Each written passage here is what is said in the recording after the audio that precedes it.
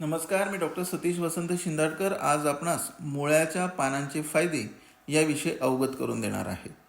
अनेक व्यक्ती मुळा सेवन करतात आणि त्याचा पाला फेकून देतात, परंतु पाला म्हणजे पानं हे देखील अत्यंत गुणकारी असून सलादमध्ये याचा प्रामुख्याने वापर केला जातो.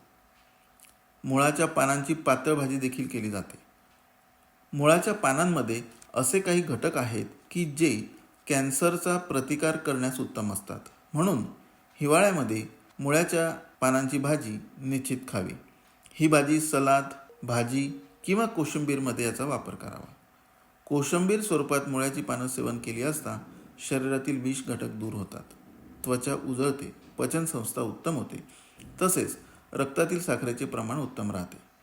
मुळ्याची पानं लघवी वाढवणारी असल्यामुळे अनेक युरिन संदर्भातील समस्यांना दूर करण्यास उत्तम आहे.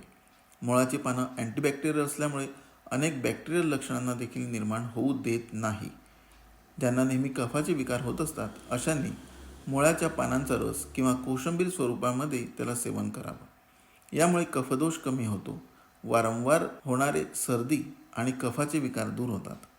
मुळ्याच्या पानांची भाजी, हरभऱ्याचे पीठ लावून पानांची पातळ स्वादिष्ट भाजी, थालीपीठ, सलाद इत्यादी रूपात सेवन केल्यास निश्चितच आपले आरोग्य उत्तम राहण्यास मदत होईल. नमस्कार.